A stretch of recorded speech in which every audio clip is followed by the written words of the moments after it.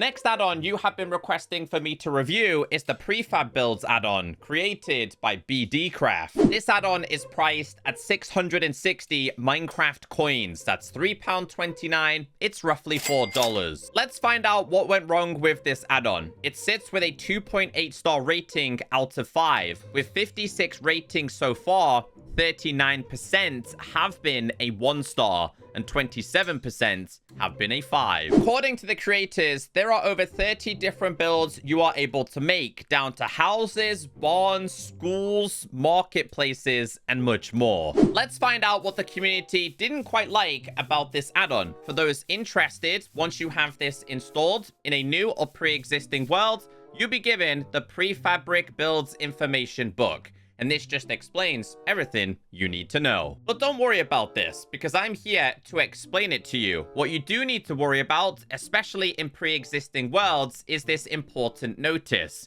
When placing the builds that you have purchased, please make sure that there are no obstacles, mountains, etc. in front of you until 40 blocks. So if you have a world and you've already built in this, and then you place down one of these houses, markets, barns, etc., it could overlap your builds. There is no undo tool. Make sure you've backed up your worlds. In order to get started, you are going to need a brand new tool. And that tool is the architecture tool. And this is what it looks like. These are the required materials and items. So let's get this thing crafted. It is very survival and creative friendly. Let's open the crafting table, and here it is. Now, if you tap on this item, at the top, it's going to say information. Because basically, in order to get your builds, whether they're schools, houses, barns, etc., you have to earn it. And the way you earn this is by doing tasks. Now, at the moment, I already have 200 coins because I have completed an easy task. As you can see, this one is completed. Next, I would have to bring a certain amount of cobblestone, sand, beef, carrots, wool, golden apples, iron sword, etc. Now, I have all the required materials inside of here, so let's go ahead and grab this. Let's open up our architecture tool, go to tasks, go to easy, and let's claim this one. And as you can see, we've now been given 200 coins.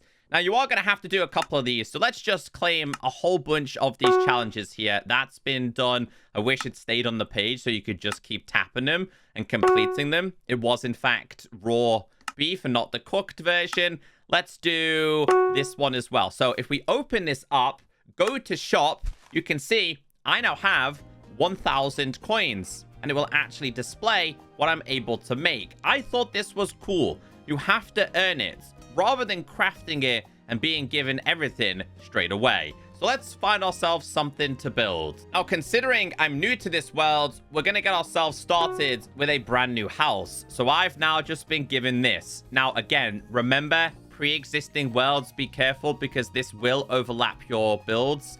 So I'm going to place this round about here, and voila, there we go. Dude, this is actually really cool. And looking at this, it actually looks like these builds come with an interior as well. So you wouldn't even have to worry about designing it. I suck at doing interior builds. So this is something that I really appreciated, which makes me wonder, why does it have negative feedback? Let's see what happens if we do this here. Now, this one is better than the other one because usually when I was placing this, it would actually be sticking out. So this one's actually a little bit better in that sense, because then you could kind of terraform this. I've also noticed the way you are facing is the way the house goes. So let's kind of do this one facing this way.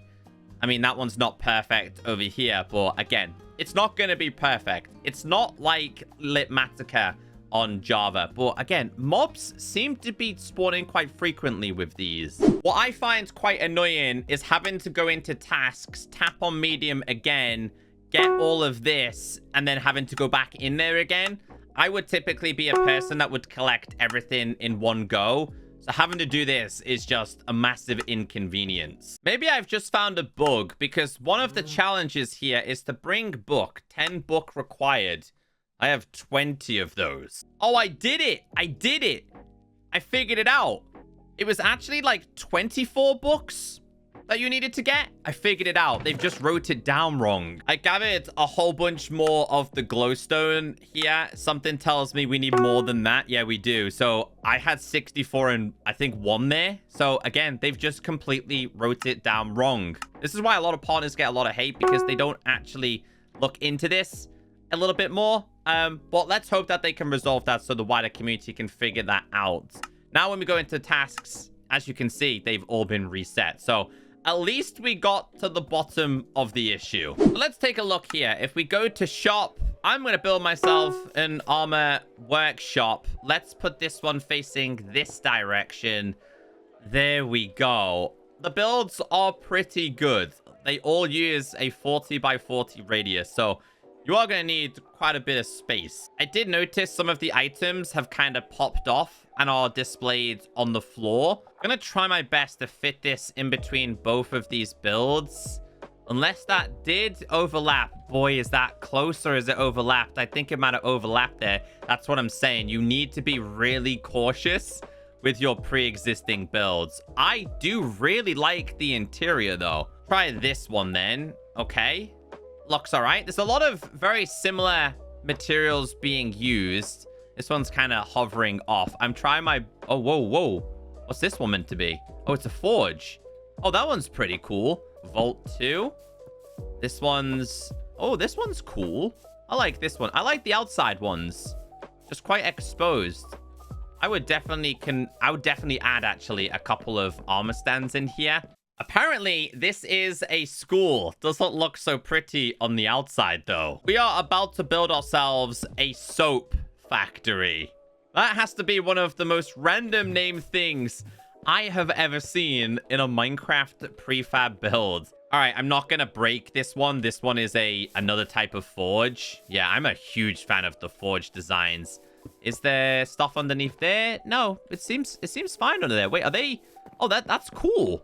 Oh, this is really cool. Yeah, I like this. I'm going to plonk the theater slap bang in the middle, but I'm going to have it facing this way just to make sure all of the designs do face in whatever direction you want. And this does.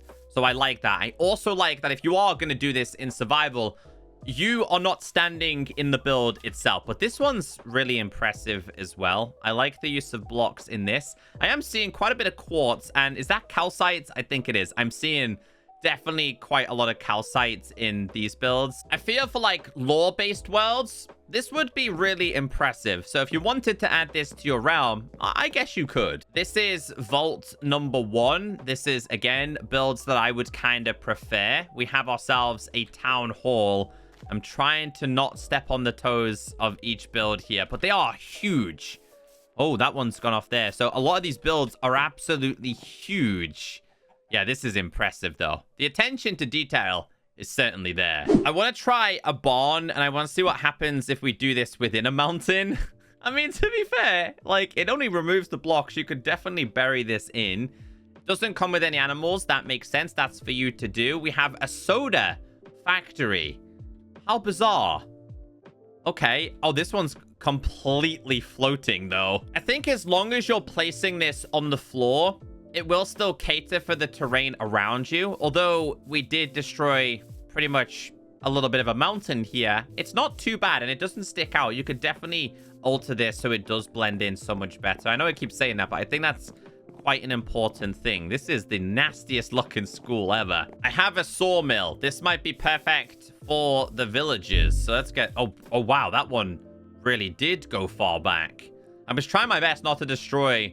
the villagers, and I think they've just locked on to a whole bunch of maybe stone cutters inside of here. Let's get inside. That's a lot of anvils, barrels, potions, class. Aha, yes, a lot of stone cutters. Pottery or something? Yeah, once again, calcite seems to be a fan favorite with whoever built these. I want to place down the markets first. These, again, still... Oh, I didn't think it was going to be this big. Oh, that's actually really cool. Because I was going to say, why are these telling us to be on like a 40 by 40 radius? But then this makes sense. It's not just one stall. It's multiple ones. Let's place down another one then. Here we go. Yeah, these are perfect. I like these. I think these are cool ideas. On top of the hill, we're going to place the windmill. Okay. Obviously, at this point, I would have to kind of alter the terrain here. Make sure this fitted in perfectly. I mean, it didn't look so great here. This seems to always happen, though, with the likes of flowers. But let's see if this one has been done with some kind of interior. Yes, it does. Oh, because that's the way to get in. Okay. I would attach lanterns to this. 100% I'd be attaching some form of a lantern here. Let's go like this. Otherwise, you are going to get mob spawning. I wasn't actually expecting these houses to be this big, but there we go. Once again, calcite is favored. I like this, though. I like what they've done with the roof on this one. I just wish they would tone it down a little bit on the calcite, but you can change those blocks. How about house number 3? Okay, so this one's gone for like a more medieval style than anything else. I like that. And it does feature some lanterns. We've got some breweries down here as well. But it looks like we have a slight bug with the pickles. House number 2, and you guessed it. It's calcite. Another type of house. I also like that each image does kind of give you a preview, by the way. Forge 1. Okay, I know it's got like a lot of the blocks we've already seen, but this looks cool on the outside.